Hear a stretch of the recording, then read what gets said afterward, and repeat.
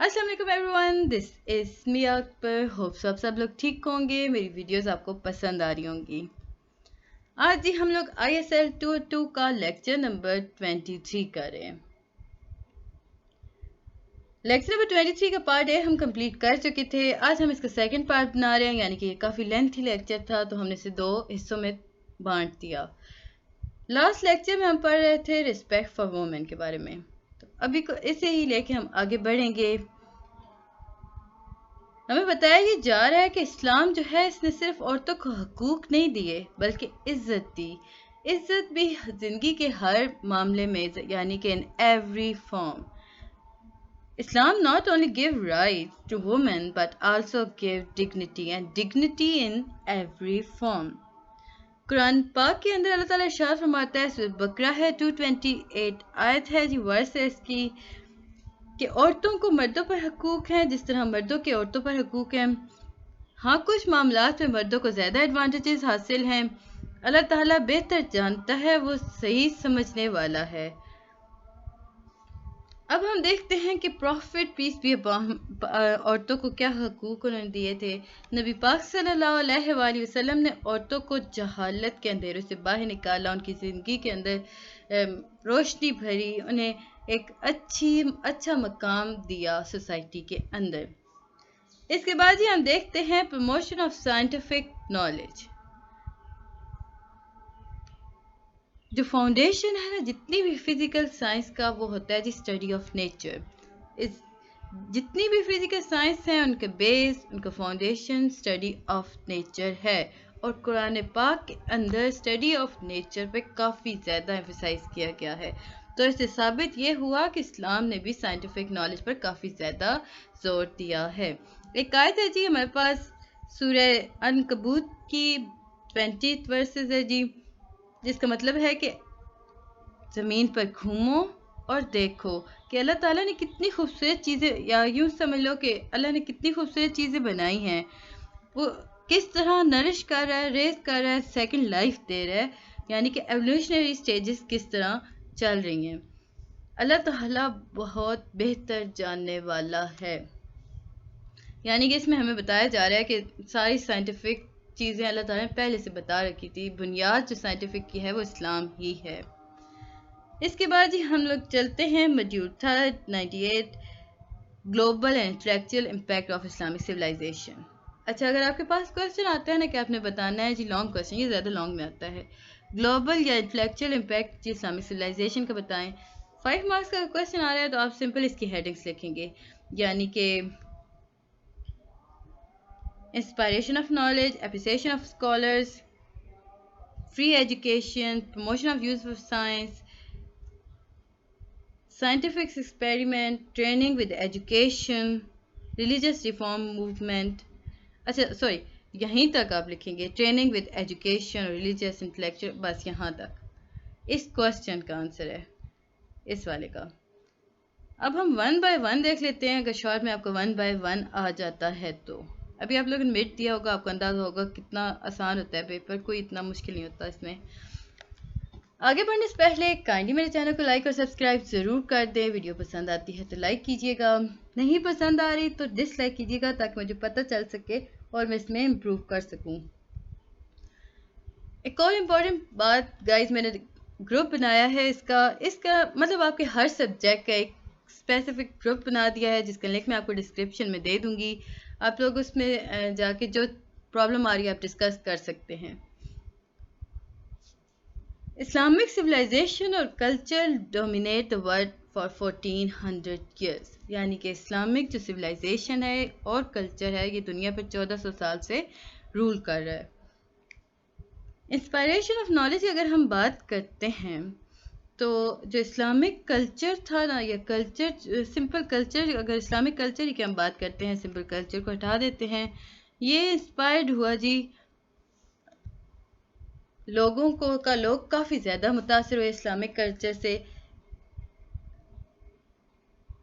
Because इस्लाम से पहले ना इतने ज़्यादा लोगों को अवेयरनेस नहीं थी अपने बारे में, अपने हकूक़ के बारे में। अगर हम हिंदुज़म की बात करते हैं ना, तो जो नॉलेज थी ना वो सिंपल ब्राह्मण्स के पास हुआ करती थी, वही ख़ुद को पावरफुल समझा करते थे, اگر کرسچینٹی کی بات کرتے ہیں یعنی کہ کرسچینٹی کی بات کرتے ہیں تو پرائس جو ہوتے ہیں ان کے جو پادری ہوتے ہیں انہی کے پاس سارا علم ہوتا ہے، وہ عام لوگوں تک علم نہیں پہنچاتے۔ ایون پلاٹو جو تھے انہوں نے کہا ان کے نزدیک بھی نا سوسائٹی کے ہر بندے کے لیے علم ضروری نہیں ہے۔ جب ہم اسلام کی بات کرتے ہیں تو اسلام جو ایک ایسا مذہب ہے جس نے انکریج کیا نالج کو فار ایوری پرسن۔ اللہ تعالیٰ نے ارشاد فرمایا کہ کیا وہ لوگ جن کے پاس علم ہے اور وہ لوگ جن کے پاس علم نہیں ہے برابر ہو سکتے ہیں؟ اسی طرح نبی پاک صلی اللہ علیہ وآلہ وسلم نے ارشاد فرمایا کہ یہ لازم ہے ہر مسلمان مرد مسلمان عورت کے لیے کہ وہ علم کو حاصل کریں۔ اس کے بعد ہی ہم دیکھتے ہیں اسکالرس کی امپورٹنس کے بارے میں۔ اسلام کے اندر اسکالرس کو عزت دینے کی کافی بات کی گئی ہے۔ نبی پاک صلی اللہ علیہ وآلہ وسلم نے ارشاد فرمایا جو اسکالرز ہوتے ہیں نا وہ پروفٹ کے جانشین ہوتے ہیں، مطلب ان کے پاس علم ہوتا ہے جیسے نبیوں کے پاس تھا۔ ایک اور جگہ آپ نے ارشاد فرمایا کہ جو فقہ ہوتا ہے یعنی اسکالرز جو لیڈرز ہوتے ہیں جن کے پاس علم ہوتا ہے وہ برائی پر کافی زیادہ طاقت رکھتے ہیں بنسبت 1000 عبادت کرنے والوں کے، یعنی کہ اتنا زیادہ اونچا مقام ہے ان کا۔ آگے میں ہمیں ایک ایگزامپل دے رہے ہیں نا، امین الرشید اور مامون الرشید، یہ دونوں جی بیٹے تھے ہارون الرشید کے، یہ عباسی خلیفہ تھے۔ ان دونوں کے درمیان جنگ ہوا کرتی تھی اپنے ٹیچرز کے شوز کو اٹھانے کی، یعنی اپنے استادوں کے جوتوں کو اٹھانے کی جنگ ہوا کرتی، بادشاہوں کے بیٹے تھے۔ اسی طرح جو خلیفہ ہمسیلف یعنی ہارون الرشید جو تھے نا وہ خود بھی اس میں حصہ لیا کرتے تھے اپنے امام یعنی امام مالک کے جوتا اٹھانے کے لیے، وہ آگے آگے رہا کرتے تھے۔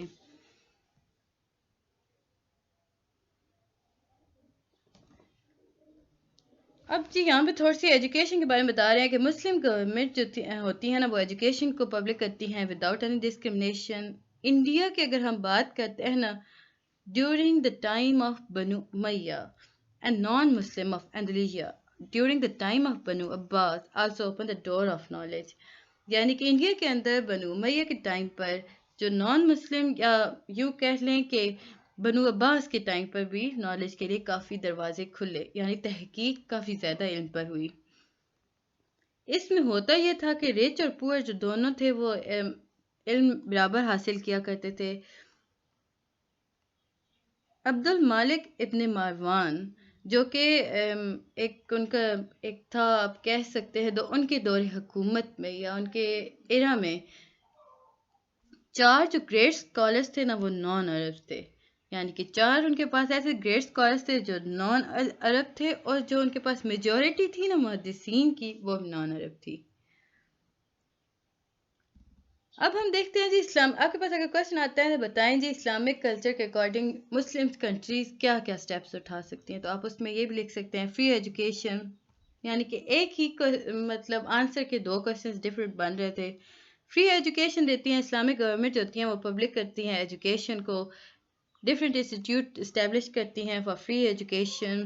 جو ویلدی پیپلز، اچھا یہاں بھی ہمیں بتایا جا رہا ہے کہ جب وہ فری ایجوکیشن کرتی ہیں بٹ آج کل کے ٹائم پر اگر ہم دیکھتے ہیں نا تو جو امیر لوگ ہیں نا وہ فخر محسوس کرتے ہیں پیسہ لگانے میں ایجوکیشن، یعنی کہ وہ فخریہ بتاتے ہیں کہ ہم نے بچوں کی پڑھائی پر اتنا پیسہ لگایا، ادروائز ایجوکیشن فری ہوتی ہے۔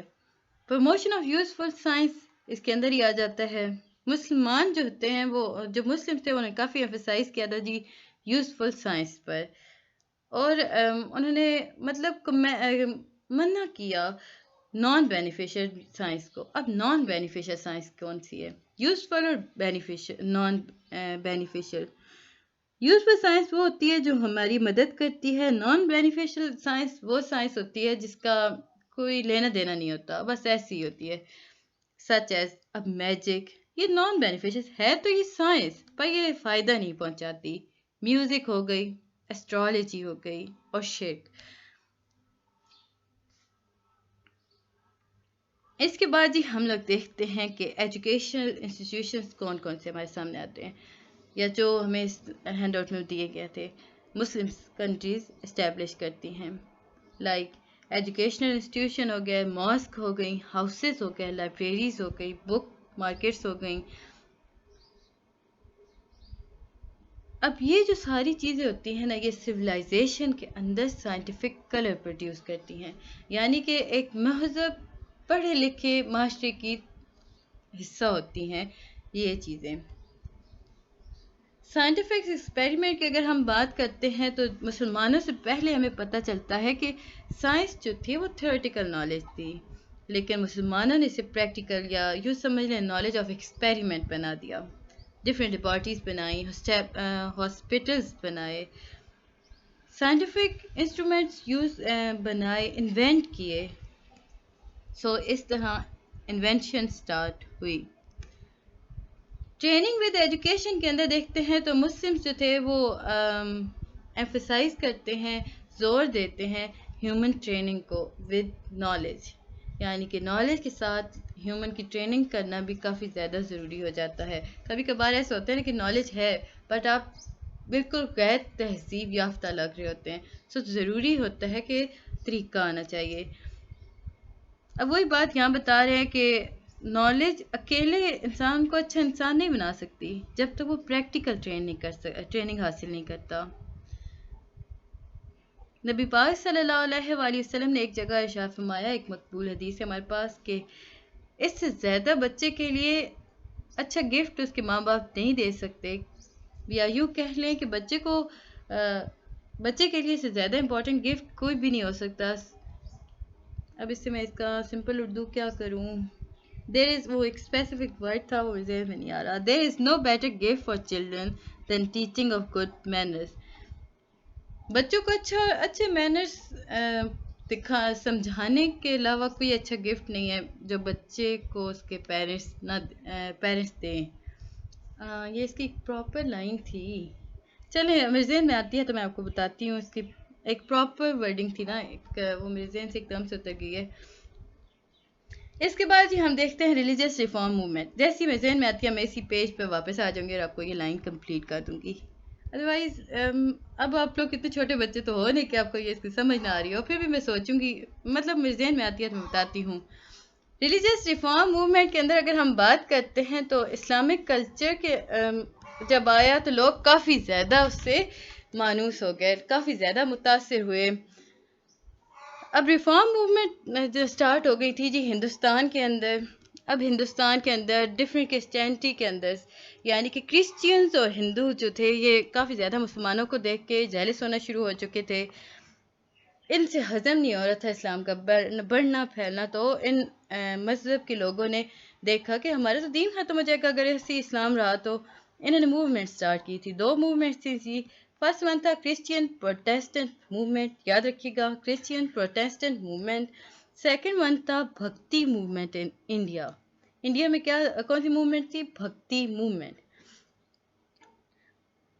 اگر ہم اسلام کی خصوصیت دیکھتے ہیں کہ لوگ کیوں متاثر ہو رہے تھے، بیکاز اسلام جو تھا وہ اویئرنیس اریز کر رہا تھا اکارڈنگ ٹو لائف. یعنی کہ وہ بتا رہا تھا، اسلام کے اندر ہمیں پتہ چل رہا تھا کہ کیسے زندگی گزارنی ہے. اسلام سے پہلے لوگوں بیچاروں کو پتہ ہی نہیں ہوتا تھا کہ what is the purpose of their life. تو اسلام جو ایک ایسا ہے جس نے بتایا کہ آپ کی زندگی کا یہ مقصد ہے اور آپ کی ویلیو یہ ہے. اس کے بعد ہی ہم دیکھتے ہیں اسلام انوائٹ سائٹس. اور یہ اسلام کے اندر اگر ہم دیکھتے ہیں تو آبزرویشن اور ایکسپیریمنٹ کے بارے میں کافی زیادہ بات کی گئی. Change in style of governance. اچھا یہ آپ کو ایک اور آنسر آپ کو شروع ہو جاتا ہے کہ ریلیجیس ریفارم موومنٹ کے بعد اگر آپ کے کوشچن آتا ہے نا کہ آپ بتائیں جی اسلام کے اصول، یا یوں سمجھ لیں کہ اسلام کے تیزی سے پھیلنے کی وجوہات، تو آپ اس میں یہ لکھیں گے change in style of governance. اسلام سے پہلے جو تھا نا وہ ایک ڈارک ایرا تھا. اسلام نے خلیفہ سسٹم سٹارٹ کیا، یعنی خلافت آ گئی، لوگوں کو اچھے رہنے کے طریقے بتائے، بہترین نمونہ انسانوں کی زندگی کے لیے آ گیا. اس کے بعد ہے ڈگنیٹی آف ہیومن کانشیسنس. اسلام سے پہلے ہر مذہب، ہم بیسیکلی کرسچین اور ہندوستان کی مطلب ہندوازم کی بات کر رہے ہیں، تو ہر مذہب جو تھا نا وہ کہتا تھا کہ یہ 2 مذہب ہم بات جو ان دو کرے تو ہر کو چھوڑ دیتے ہیں، دو مذہب کر دیتے ہیں. یہ دو مذہب کہتے تھے کہ انسان پیدا ہی گنہگار ہوتا ہے. اسلام نے اس بات کو ختم کر دیا. اسلام نے بتایا کہ انسان کی کیا طاقت ہے، اسے یا یوں سمجھ لیں کہ اس کی کیا پوزیشن ہے، اس کا کیا سٹیٹس ہے ان سوسائٹی. اللہ تعالیٰ نے ارشاد فرمایا کہ ہم نے ایڈم آف چلڈرن، یا یوں سمجھ لیں کہ چلڈرن آف ایڈم کو آنر دیا. 2 منٹ گائز میں بہت زیادہ آئی تھنک پتہ نہیں کیا کتنے منٹ کی آپ کی یہ ویڈیو بن چکی ہے. مجھے ایسا لگ رہا ہے جس میں 2 گھنٹے سے بول رہی ہوں.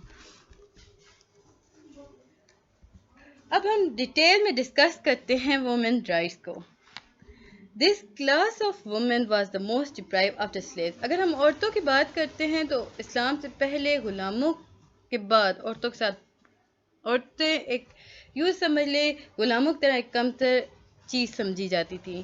اس وقت سمجھا جاتا تھا کہ عورتیں جو ہیں وہ اعلی کار ہیں شیطانوں کی، یہ روکتی ہیں نیکی کرنے سے. اسلام نے نا بہت زیادہ سٹیپس اٹھائے تھے عورتوں کے حوالے سے. اسلام نے ماں، بہن، بیٹی، بیوی سب کو ان کے رائٹس دیے، انہیں رسپیکٹ دی. اسلام نے چوائس دی عورت کو کہ وہ جسے چاہے شادی کر سکتی ہے یا اس سے مشورہ لیا جا سکتا ہے اس کی شادی کا.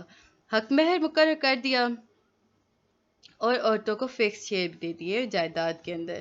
ایک آیت ہے سورہ نساء کے اندر ہے ہمارے پاس کہ مرد کے پاس حقوق شیئرز ہیں ان کے پیرنٹس کے ایسٹ میں سے، اسی طرح عورت کے پاس بھی شیئرز ہیں اس کے پیرنٹس کے ایسٹ سے.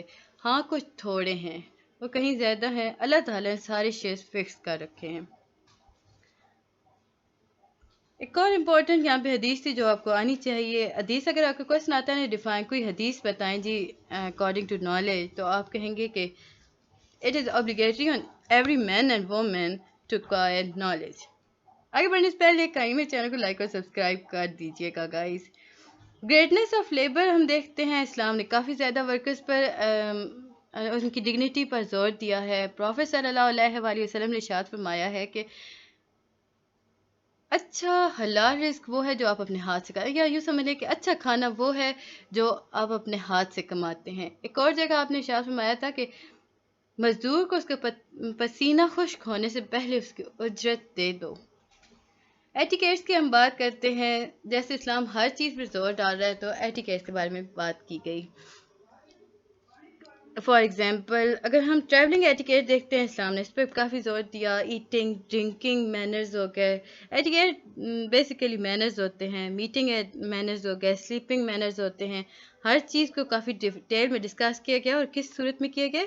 سورہ الحجرات کے اندر. یاد رکھیے گا سورہ الحجرات کے اندر آپ کے مینر کے بارے میں بات کی گئی ہے انسانوں کے. اس سورہ کے اندر ہمیں بتایا جا رہا ہے کہ بعض فار ورشپ عبادت سے پہلے نہانا چاہیے، وضو کے طریقے کیا ہے، ضروری ہے، وہ ساری چیزیں، کپڑے صاف ہونے چاہیے، یہ ساری چیزیں بتائی گئی تھیں. اس کے بعد ہے G better treatment of slave and mayor for education. Prophet sallallahu alaihi wasallam said, feed the slave as you eat yourself. یعنی کہ آپ اپنے غلام کو بھی وہ دیں جو آپ کھاتے ہیں، اسے ویسے ہی کپڑے پہنائیں جیسے خود پہنتے ہیں. Many slaves of Muslim become the greatest scholars of their time. بہت امپورٹنٹ بات یہاں بتائی گئی تھی کہ بہت سارے مسلمانوں کے غلام ایسے تھے جو اپنے وقت میں ایک بہت بڑے اسکالر بنے. تو یہ تھا جی لیسن نمبر 23. ہوپ سو آپ کو سمجھ آیا ہوگا. ملتے ہیں نیکسٹ ویڈیو میں، تب تک کے لیے اللہ حافظ.